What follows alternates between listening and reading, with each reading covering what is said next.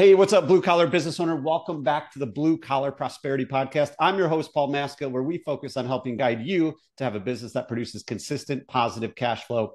In doing so, you'll have a financially healthy business and be able to achieve your personal goals, which allows you to sleep well at night. Today, we have with us Andrea Waltz. Andrea is the co-author of the very popular and timeless book, Go for No. Yes is the destination. No is how you get there. She has been named top 25 sales expert you should follow by HubSpot, top 25 sales influencer by Salesforce.com. Go for No is a must-read book for anyone in sales, especially all those service technicians out there. So if you're a business owner and you have people selling in the home, this book has been ranked top for years by many different organizations and experts, including Pipedrive, Zendesk, and Ray Higdon. So that is Andrea Waltz. Welcome, Andrea. Thank you so much for being here today. What is happening with you? Hey, Paul, it is good to be with you. I'm excited. We're going to talk all about failure, rejection, and hearing the word no.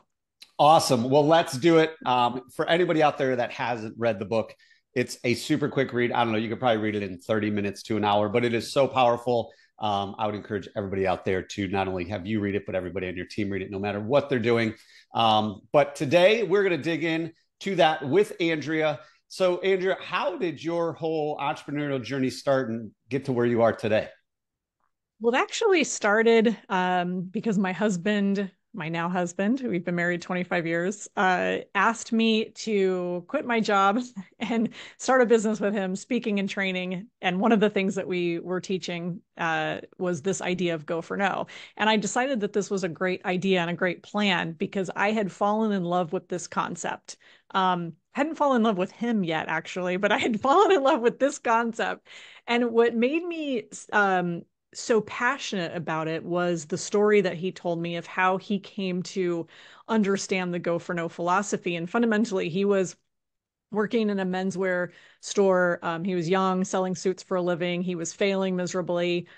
And the district manager came in one day to watch him sell. He ended up having this $1,100 sale that morning. It went really well. He was expecting the district manager to kind of pat him on the back and say, good job. And instead, this guy, Harold, asked my husband, Richard, he said, out of curiosity, Richard, what did that customer say no to? And Richard was kind of annoyed because he had finally had this great sale in front of this guy, thought he would impress him.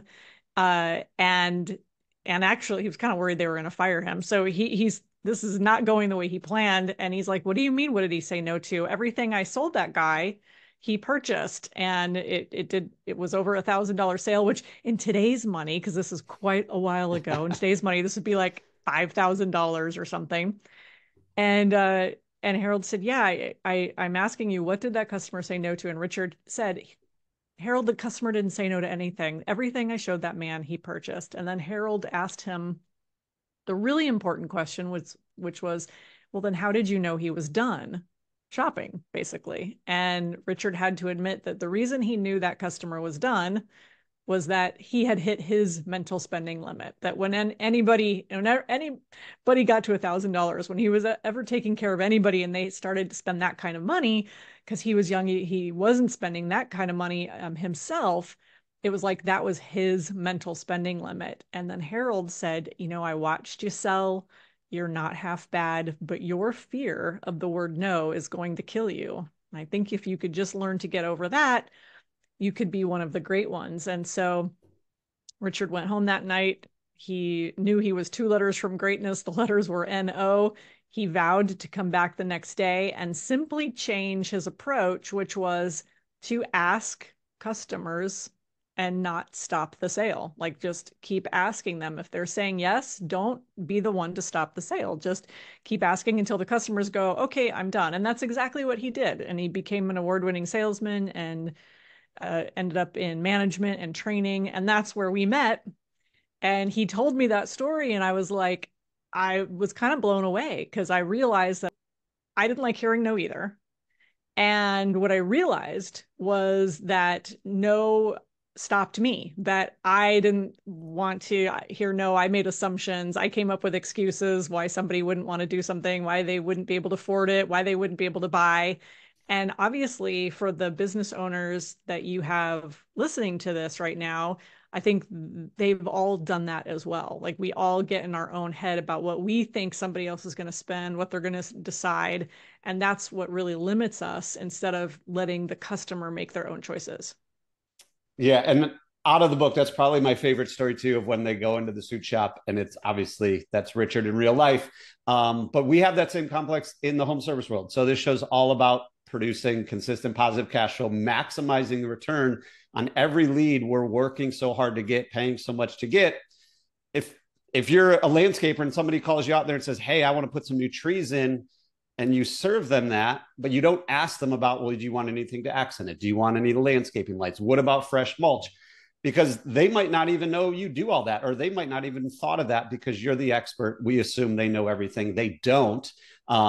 And it's our job to serve them, because then when we come back out later, they're like, I didn't even know you did landscape lighting. I've been looking for somebody. It's like, well, that's on me because I never asked you. So in order to have that financially healthy business, in order to get the most out of every lead, it's our job as salespeople, business owners, whoever it is, to ask until they say, no, I'm good with X, Y, and Z. So it is so powerful, because that person that walked in the suit store, they might have wanted a second pair of shoes. They might have wanted cufflinks that you didn't know that they didn't even know you sold. They might have wanted a gray suit that wasn't even out on the rack because they didn't know you had it. So when we can start asking those questions and presenting solutions, we want to get that no, because that no means, like you said, the customer's deciding, hey, I'm good here, versus us deciding they don't want anything else. So taking that into everyday life as a business owner, obviously that principle, the story you just shared, is huge.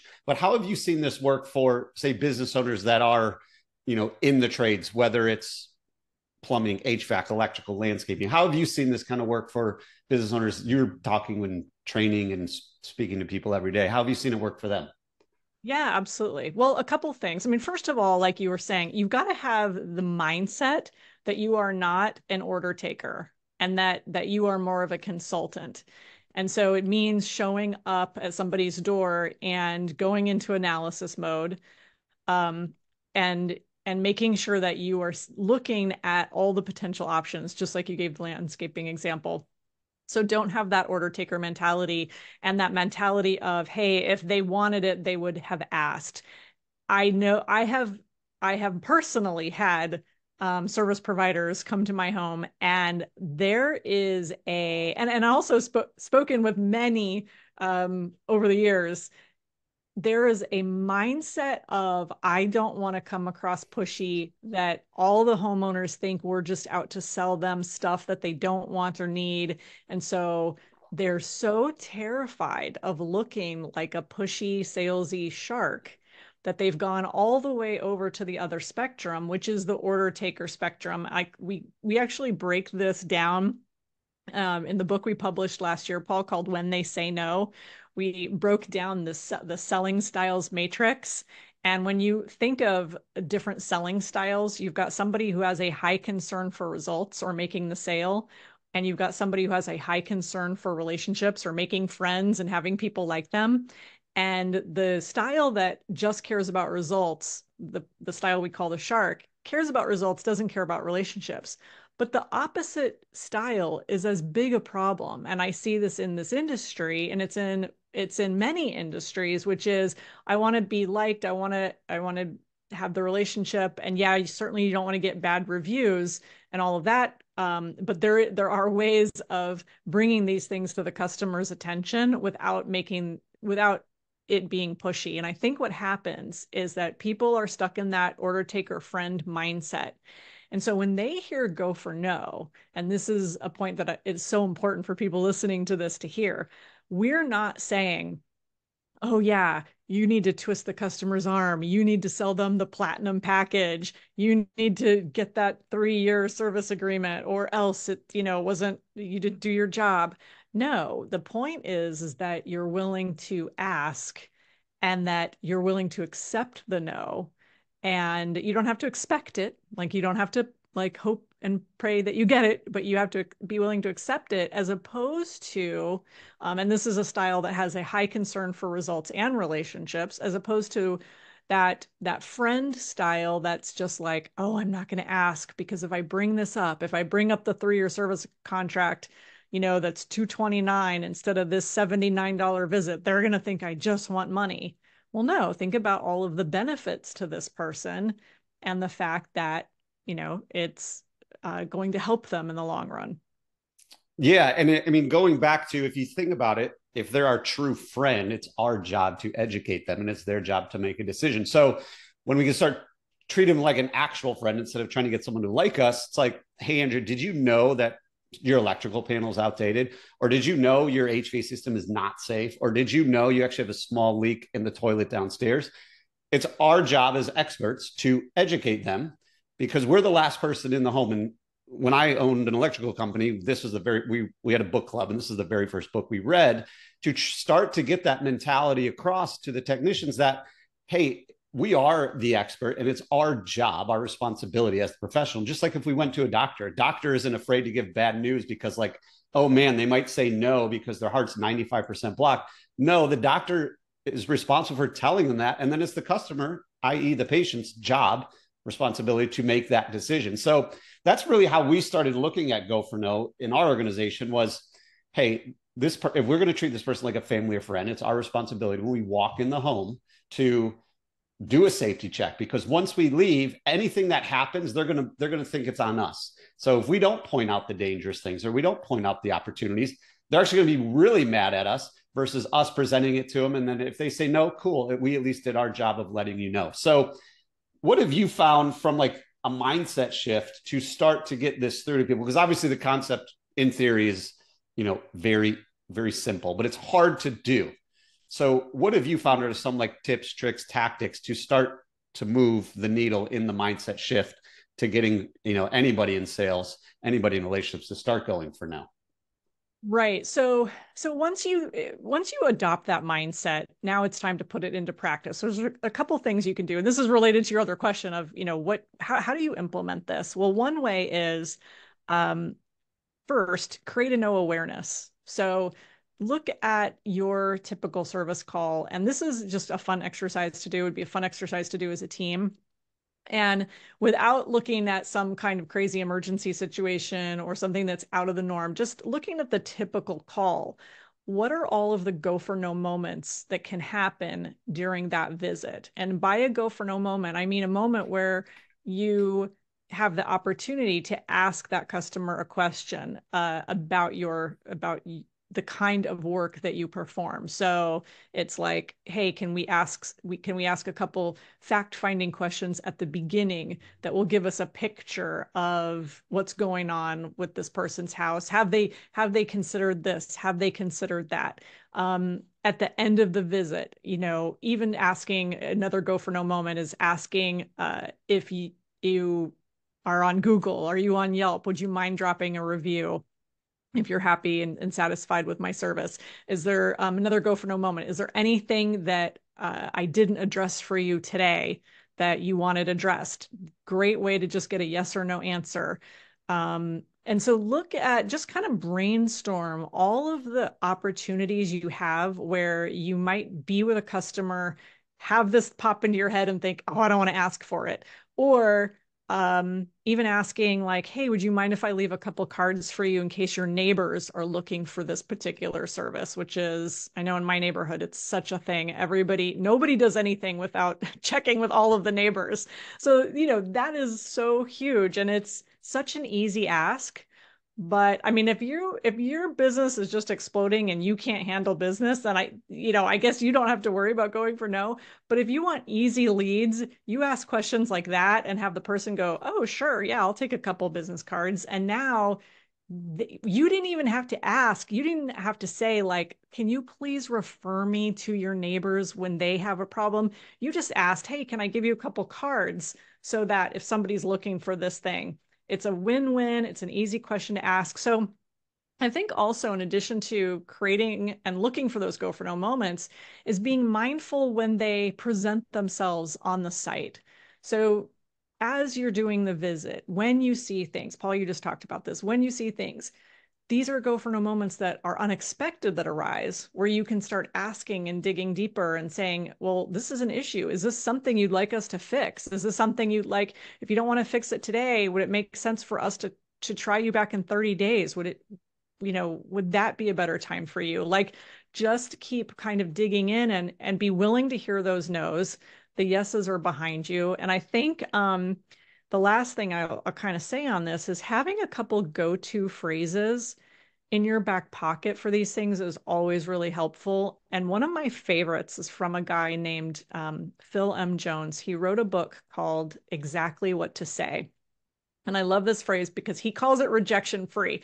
I kind of disagree with him on this because it's not completely rejection free, but I get what his point is. And his point is this is the type of question that kind of pulls the rejection out of the question. And so you say something like this. You say, hey, Paul, it might not be for you for today, but I just want to mention that we've started this new landscaping service where we also do X, Y, and Z for you, right? We also do the backyard. We also, whatever.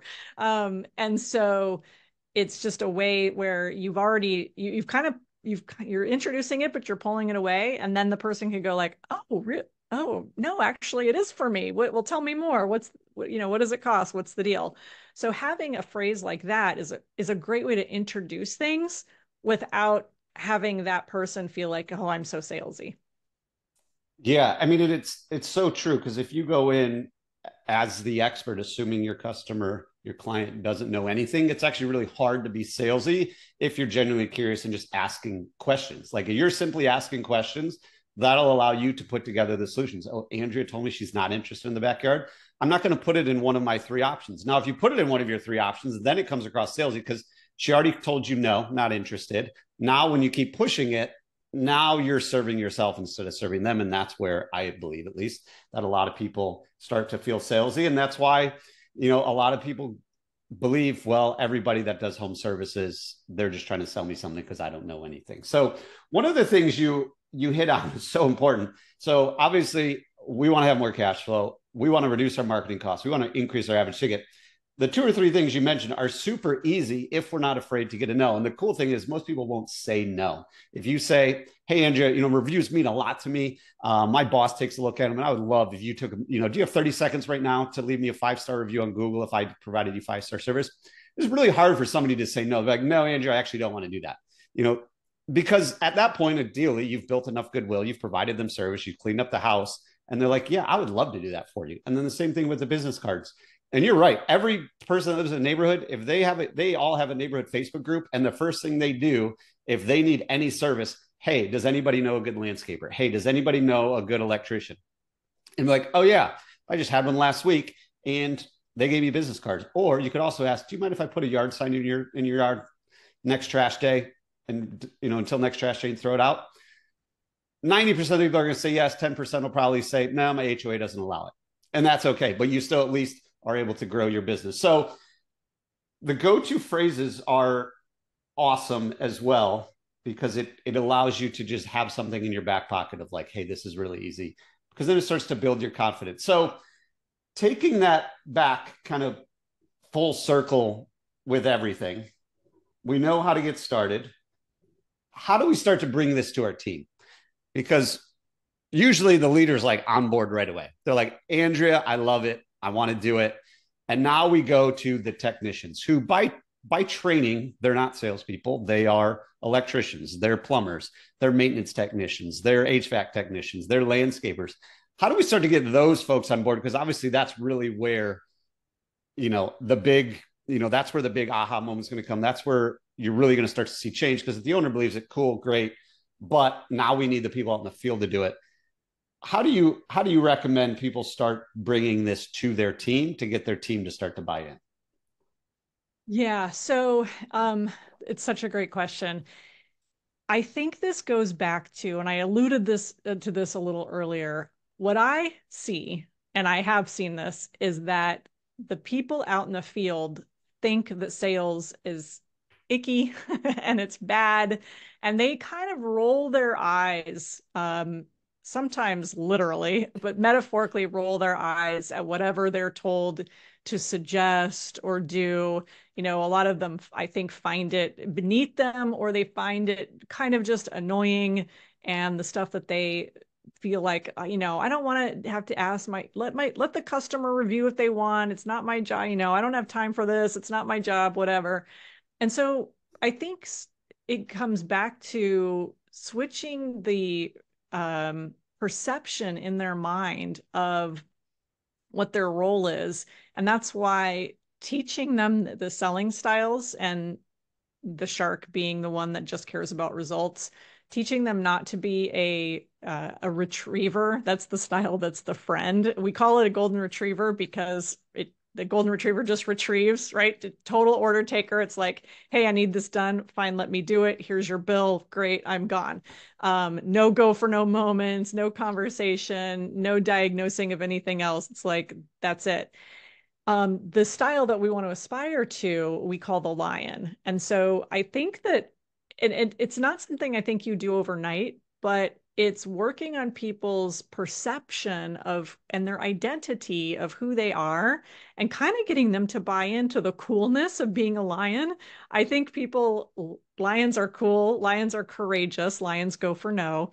There's, you know, a lot of kind of built in, I don't want to say mythology, but story behind the lion of when you think about like, what type of person is a lion? Well, they're brave and they're courageous and they're leaders, and, you know, they're the king of the jungle and all of these things. Well, who doesn't want to be like that? And so having people aspire to something and seeing their identity in that, as opposed to, don't be a shark, nobody likes sharks, and also don't be the order taker. Like, it's, you know, it's beneath you. Like, aspire to be that consultant. And I think, Paul, the other thing is that management, that leaders, that owners of, you know, a company, they've got to constantly reinforce go for no. They've got to make sure that people understand that this is not about ever selling customers stuff that they don't want or need. This is about making sure that you're doing your job to the fullest, you're being that sales lion, and that it's not just, oh, management's having us do this dumb thing and we're going to roll our eyes at it. Yeah, and I think the biggest thing that you said there is like become a consultant. So become the consultant for the customer. You're not a salesperson. You are an expert consulting Mrs. Jones, who called you out because her air conditioning wasn't working. And it's your job to uncover why. Also uncover how long does she plan to live there? Has she had any other issues? Has she had any other work done? So you can gather all this information, just like a doctor. When you go to a doctor, if you go because your elbow hurts, they're still going to do all the other things. They're going to check your heart rate. They're going to check your pulse. They're going to check your blood pressure. They're going to check your They're going to do all these things before they get to the root of the problem, because that's their job, because they are your consultant for not just the reason you called, but to keep you healthy. So that's huge, and really kind of getting that into the culture.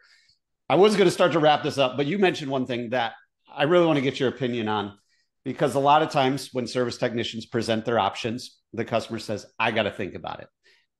They don't get a yes, they don't get a no. And they're like, cool, I'll email it to you. Adios, on to the next one. And then they're going to tell their leader, their manager, their trainer, whoever, like, yeah, they just weren't, they weren't in the mood to buy. They're just thinking about it. What's the best way, in your opinion, to combat the person who says, I got to think about it, I'm getting other quotes, I got to talk to my wife? How do we combat that with at least getting a yes or a no? Yeah.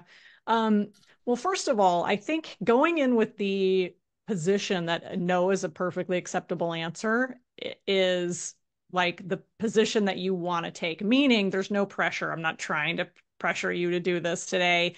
Thinking about it is totally fine. And so what I like to do in these situations is I always like to break down how the different styles would handle this situation.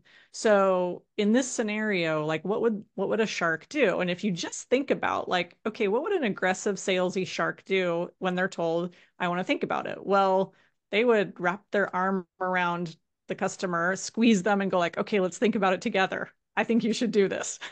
Right? Like, okay, we're going to start the pressure. And by the way, I do just want to add though, having said that, your own personal recommendation with people, especially when you are in a position where you have more knowledge than the customer. And the customers know this, right? It's like going to the doctor. I mean, I ask my doctor all the time, like, okay, should I be concerned about this? Should I do this? Like, what do you think? Because I don't know anything. It's the same thing. So don't be afraid to give your recommendation to help kind of push people off the fence of indecision. Um, However, the shark is going to bully people. The retriever, on the other hand, that friend style, well, they're just going to say, "Oh, you want to think about it? Okay, great," because they don't want to be salesy. So they're going to be like, "Great, call us if you change your mind. Bye." Right? They're just going to leave. That, and that's not a position that you want to take either, because you have no idea what the issue is. So be the lion and be curious. And again, little go-to phrase you can say, I'm just curious. Like, what is there something, what's your main concern? And try to find that out. And if it's just like, my main concern is it's a lot of money to spend on this. We weren't planning to have this issue. This popped up today. I can't believe it's happening. And I really need to talk to my spouse. You could say, and again, without pressure, this is just curiosity. You could say, great, if your spouse agrees that this is something that needs to get handled like right away, if they agree, do you think you guys would want to move forward on this? So, in other words, kind of just be curious and take that little objection and that you were able to uncover because you were curious, and pluck it out and kind of say, if that wasn't an objection anymore, like let's just pretend that wasn't an issue, is there anything else? Or if they said, yeah, it's so much more expensive than I thought it would be. You could say, like, okay, well, let's just pretend that like the cost was just no issue. Is there anything else going on? Like anything else behind that? And so now the reason that you ask that is you can really isolate and figure out what's going on to kind of help them make the decision and be a helper when it comes to making that decision. So if they said, no, it's literally just the cost, it's literally just we need to figure out how we can pay for this. Well, then ask yourself, is there anything that we can do to make this easier? Is there anything, and I don't mean a price, I don't mean going running to a discount. Like, do not just run to a discount. That is a bad idea. But is there anything that you can help them out with to say, well, maybe we could do part of this job. Maybe there's something that we can do in the meantime, since you can't spend the 25 grand you want to do the entire backyard landscaping. Maybe we can just start with this project. Would that be better? But you can't get there if you run like the retriever and say, I'm not even going to deal with that. I want to think about. You've got to hang out. You've got to be willing to get curious and see yourself as somebody kind of working to help them make that decision. Love it. It really goes back to just asking those questions. And for everybody out there listening, if you aren't offering financing, offer financing, because if they're not expect, like if they had an issue pop up, they woke up and all of a sudden their toilet's leaking, they weren't planning to spend any money today. So you can offer them different options depending on who your finance is, but there's still 0% options out there. And be like, hey, look, and then that kind of combats that. And if you plant the seed before you get to the table of, let me just tell you a little about the company. We offer financing, da, da, da, da. By the time you get to the table and you present price and finance, and like, oh, that makes sense because you already talked about it. Whereas if you don't talk about it until they say it's too expensive, then it looks a little bit like, oh, whoa, we can do this. It does probably come across a little bit salesy at that point. So, Andrea, you have given a ton of value across a ton of different, ton of different areas for all the listeners out there. Kind of wrapping this all up, most people ask for a book, but we want our listeners to take immediate action. So if they could do any one thing within the next 24 hours to start moving their business forward so they can start increasing their average ticket, lowering their marketing costs, all the good things that Go for No helps them with, what is one thing that you would recommend them doing in the next 24 hours? I would literally just recommend them looking for opportunities to ask their customers a question and be willing to hear that no, and kind of make it a practice. Like, just have a little fun with it. Make it a game. So in the next 24 hours, like, see if you can get 3 no's to just, the referral question, the review question, the whatever question, simple things, so that you get more comfortable in asking. And then you can kind of continue to improve and work your way up from there. Love it. Andrea Waltz, thanks again for coming on the show, sharing your journey and providing actionable advice for all the blue collar business owners out there as we continue our journey to prosperity, which is only possible by going for no, so we can generate that consistent positive cash flow that we're looking for. I am confident that everybody out there, if you implement what we talked about today, you will get one step closer to achieving your personal and professional goals. But Andrea, before we sign off, where can our listeners go to keep in touch with you and learn more about all the things you do for business owners and salespeople out there? Well, I want to invite everybody to come to goforno.com, GOFORNO.com. Just like it sounds, we've got a new quiz, which I'm super excited about. You'll see it. It's easy to find. You can take the Go for No quiz, which is to find out what your no quotient is, to find out how you are thinking right now about rejection and hearing the word no and success and failure.